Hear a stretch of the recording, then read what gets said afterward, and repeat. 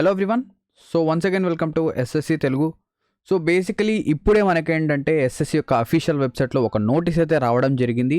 ఈ నోటీస్ని బేస్ చేసుకుని చాలామంది ఏంటంటే చాలా ఎక్స్పెక్టేషన్స్ లేదా చాలా స్పెక్యులేషన్స్ అనేవి చేస్తున్నారు. సో వెండర్ అనేది చేంజ్ అవుతుంది, ఎడిక్విటీ యొక్క ఏదైతే వెండర్ అనేది ఉందో అది చేంజ్ అయ్యి ఒక కొత్త వెండర్ వస్తుంది, ఒకవేళ టీసీఎస్ అనేది వస్తుందా అని చెప్పేసి చాలా డౌట్స్, చాలా కన్ఫ్యూజన్స్ అయితే మనకేంటంటే ఉన్నాయి. సో ఒక్కసారి ఈ నోటిఫికేషన్ అనేది ఏంటి, ఇందులో ఏమిచ్చాడు ఏంటి అనేది మనం ఒకసారి చూద్దాం. సో బేసికలీ ఏదైతే ఎస్ఎస్సి అనేది ఉందో ఇది టెండర్స్ అనేవి రిలీజ్ చేస్తుంది. దేనికోసం అంటే 3 టైప్స్, మూడు పనుల కోసం, 3 వర్క్స్ కోసం, 3 పనులు. అందులో ద ఫస్ట్ వర్క్ ఈజ్ ఏవైతే క్వశ్చన్ బ్యాంక్ అనేది ఉందో, క్వశ్చన్ బ్యాంక్ ఏదైతే ఉందో ఆ క్వశ్చన్స్ని క్రియేట్ చేయడం కోసం. నెక్స్ట్ సెకండ్ థింగ్ వచ్చేసరికి ఏదైతే సాఫ్ట్వేర్ అనేది ఉంటుందో, అంటే మీరు చూస్తారు అంటే ఇప్పుడు మీరు కనుక ఏదైతే ఒక ఎస్ఎస్సి యొక్క ఎగ్జామ్ కనుక రాసుంటే అందులో మీకు ఏంటంటే ఒక అప్లికేషన్ ఇంతకుముందు టీసీఎస్ ఉన్నప్పుడు ఒక కైండ్ ఆఫ్ ఒక డిఫరెంట్ సాఫ్ట్వేర్ అనేది వచ్చేది. అక్కడ మనకేంటంటే ఎల్లో, గ్రీన్, ఈ ఎల్లో, బ్లూ ఈ ఏంటంటే కలర్స్ అనేవి కనిపించేవి కావు. ఎప్పుడైతే ఎడిక్విటీ అనేది వచ్చిందో కొంచెం సాఫ్ట్వేర్ అనేది అప్డేట్ అయింది లేదా డీగ్రేడ్ అయింది అని చెప్పేసి మనం చెప్పొచ్చు. ఆబ్వియస్లీ టీసీఎస్ యొక్క సాఫ్ట్వేర్ అనేది బాగుండేది. సో ఇక్కడ సాఫ్ట్వేర్ సప్లై అనేది సెకండ్ వర్క్ అనమాట. సెకండ్ వర్క్ ఇది, సెకండ్ టెండర్ సాఫ్ట్వేర్. ఓకేనా, సాఫ్ట్వేర్ సప్లై అనేది సెకండ్. నెక్స్ట్ దీని తర్వాత ఇక థర్డ్ థింగ్ వచ్చేసరికి ఏదైతే కంప్యూటర్ బేస్డ్ ఎగ్జామినేషన్ అనేది ఉందో, CBT test, computer based test అనేది ఉందో ఇది కండక్ట్ చేసే కాంట్రాక్ట్. సో బేసికలీ ఇంతకుముందు వరకు టీసీఎస్కి ఏంటంటే ఈ కాంట్రాక్ట్ అనేది ఉండేది. ఇప్పుడు వచ్చేసరికి ఎడిక్విటీకి కాంట్రాక్ట్ అనేది రావడం జరిగింది.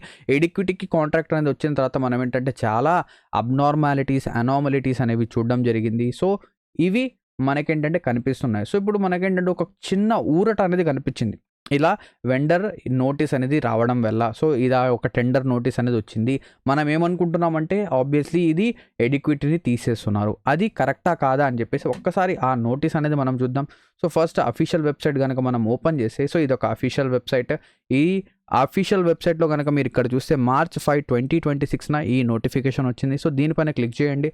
సో మీకు ఏంటంటే బేసికలీ ఇది ఓపెన్ అవుతుంది. ఇందులో మీరు ఫస్ట్ పేజ్కి కనుక వెళ్తే, పేజ్ నెంబర్ 1 కనుక వెళ్తే ఇది వచ్చేసరికి staff selection commission request for proposal, staff selection commission లేదా selection of service provider, SP service provider కోసం ఇది నోటీస్. అండ్ ఇక్కడ కనుక చూస్తే పేజ్ 1 of 189, అంటే టోటల్గా ఇక్కడ 189 పేజెస్ ఉన్నాయి.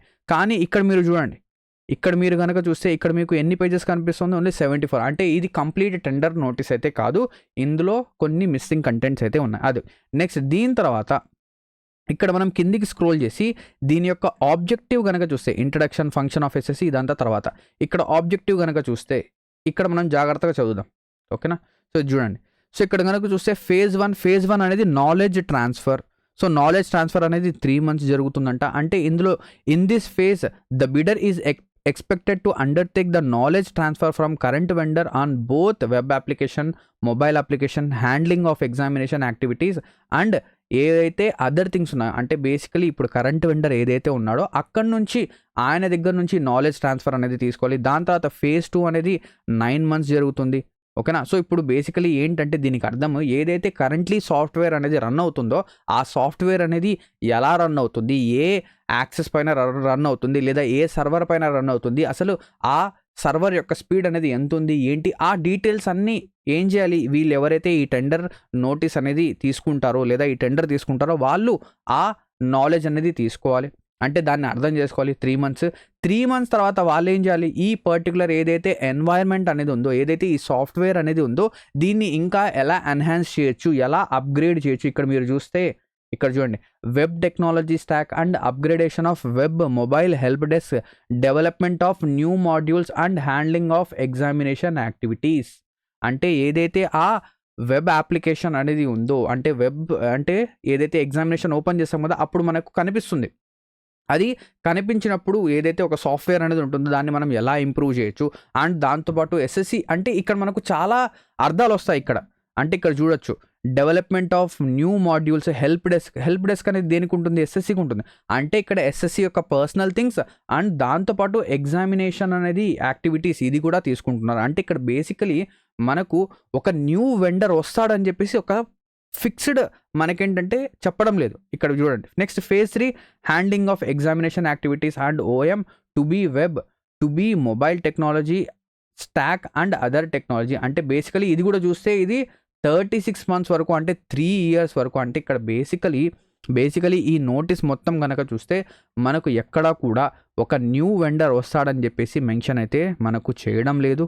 సో ఇది మనం అజ్యూమ్ చేస్తున్నాం, మనం ఏంటంటే కోరుకుంటున్నాం, మన లోపల ఏంటంటే ఒక వాంట్ అనేది ఉంది. ఈసారి ఎడిక్విటీ ఉండకూడదు, ప్యాటర్న్ ఎడిక్విటీ వెండర్ ఎగ్జామినేషన్ ఉండకూడదు. ఆల్రెడీ మనం చూసాం ఏదైతే CGL మెయిన్స్ ఎగ్జామినేషన్ జరిగిందో అది చాలా స్మూత్గా జరిగింది. CGL మెయిన్స్ ఎగ్జామినేషన్ TCS యొక్క అయాన్ డిజిటల్ జోన్స్లో జరిగాయి. అండ్ క్వశ్చన్ పేపర్ ఎవరు సెట్ చేశారు ఏంటి అంటే ఏదైతే ఈ క్వశ్చన్ పేపర్ సెట్టింగ్ ఏజెన్సీ అనేది ఉందో దాని గురించి మనకు ఎటువంటి ఐడియా లేదు. క్వశ్చన్ పేపర్ సెట్టింగ్ ఏజెన్సీ దీని గురించి ఐడియా లేదు. నెక్స్ట్ కానీ ఎగ్జామ్ కండక్ట్ చేసేది ఎవరు, ఇది వచ్చేసరికి మనకు ఎడిక్విటీ. నెక్స్ట్ సాఫ్ట్వేర్ సప్లై చేసేది అది కూడా తెలుసు. ఈ సాఫ్ట్వేర్ సప్లై అప్గ్రేడ్ కోసం ఏంటంటే ఈ నోటీస్ వచ్చింది. అంటే ఇది ఖచ్చితంగా మనం ఏంటంటే ఇక్కడ ఏది చెప్పలేము, ఖచ్చితంగా మనము వెండర్ చేంజ్ అవుతాడా కాదా అని చెప్పేసి మనం ఏంటంటే ఖచ్చితంగా చెప్పలేము. సో ఈవెన్ దో మీరు వెండర్ చేంజ్ అవుతాడా లేదా, ఇక్కడ చాలామంది స్టూడెంట్స్ ఏంటంటే సార్ వెండర్ ఇప్పుడు మళ్ళీ చేంజ్ అవుతున్నాడు సార్, వెండర్ చేంజ్ అయితే మళ్ళీ మేము క్వశ్చన్స్ అనేవి ఎలా వెతుక్కోవాలి, ఏం చేయాలి, ఇదంతా టెన్షన్ పడుతుంటారు. సో మీ చేతిలో మీ కంట్రోల్లో ఏవైతే థింగ్స్ ఉంటాయో వాటిపైన ఆలోచించండి. మీ కంట్రోల్లో లేని దారి గురించి మీరు ఆలోచించొద్దు. సింపుల్ కాన్సెప్ట్, అవునా? సో మీ కంట్రోల్లో ఏముంది, మీరు బాగా చదవాలి. ఏవైతే ప్రీవియస్గా క్వశ్చన్స్ వచ్చాయో ఆ క్వశ్చన్స్ అనేవి ఎలా వస్తున్నాయి, ఏ ప్యాటర్న్ మీద వస్తున్నాయి. ఒకవేళ TCS అడిగితే TCS ఎగ్జామినేషన్ కండక్ట్ చేసే క్వశ్చన్స్ ఏ విధంగా ఉంటాయి, ఎడిక్విటీ క్వశ్చన్ పేపర్స్ అనేవి కూడా మనకేంటంటే దొరుకుతున్నాయి. సో ఎడిక్విటీ క్వశ్చన్స్ అనేవి కండక్ట్ చేస్తే ఎడిక్విటీ క్వశ్చన్స్ అనేవి ఎలా వస్తున్నాయి, మ్యాథ్స్ అర్థమెటిక్ ఎక్కువ ఉందా, అడ్వాన్స్ మ్యాథ్స్ ఎక్కువ ఉందా, జిఎస్ ఏ టాపిక్స్ అనేవి ఎక్కువ అడుగుతున్నాడు, ఇవన్నీ మనం ఏంటంటే ఇవి మన కంట్రోల్లో ఉన్నవి. సో మన కంట్రోల్లో ఉన్న దానిపైన మనం ఏం చేద్దాం, ఒక గ్రిప్ అనేది తీసుకుందాం. మన చేతుల్లో లేదా మన కంట్రోల్ లేని దారి గురించి ఎక్కువగా ఆలోచించాల్సిన అవసరం అయితే లేదు. ఓకేనా, సింపుల్ ఇది నోటీస్. కానీ ఇక్కడ జస్ట్ అనేది ఏంటంటే ఫైనల్ అనేది ఏంటంటే ఇక్కడ మనకు ఎటువంటి ఇన్ఫర్మేషన్ అనేది ఇవ్వలేదు. ఎగ్జామినేషన్ నెక్స్ట్ జరగబోయే CGL ఎడిక్విటీనే కండక్ట్ చేసే ఛాన్సెస్ ఎక్కువగా ఉన్నాయి. ఎందుకంటే మనం ఖచ్చితంగా ఏంటంటే ఇది ఒకవేళ ఈ టెండర్ ఇంప్లిమెంట్ అయినా కూడా మీరు చూస్తున్నారు దగ్గర ఒక 1 year టైం పడుతుంది. ఆబ్వియస్లీ దాని ప్రకారంగా చూస్తే ఎడిక్విటీ ఎగ్జామ్ కండక్ట్ చేసే అవకాశం అనేది ఎక్కువగా ఉంది. సో ఇది నా యొక్క అజంప్షన్, నా యొక్క ఏంటంటే ఈ టెండర్ నోటీస్ అనేది చూసిన తర్వాత నేనైతే గెస్ చేస్తున్నాను. మేబీ ఇది కరెక్ట్ అవ్వచ్చు, కరెక్ట్ కాకపోవచ్చు, బట్ ఇది ఏంటంటే ఇన్ఫర్మేషన్ నాకు తెలిసింది. ఓకేనా, సో ఇదొక చిన్న వీడియో ఏదైతే SSC యొక్క అఫీషియల్ వెబ్సైట్లో వచ్చిన నోటిఫికేషన్ గురించి. ఇటువంటి వీడియోస్ అనేవి మీరు చూడాలనుకుంటే మా యొక్క SSC తెలుగు యూట్యూబ్ ఛానల్ని సబ్స్క్రైబ్ అయితే చేసుకోండి. ఇక్కడితో ఈ వీడియో అనేది ఎండ్ అవుతుంది. Thank you very much and all the best for your upcoming SSC examinations.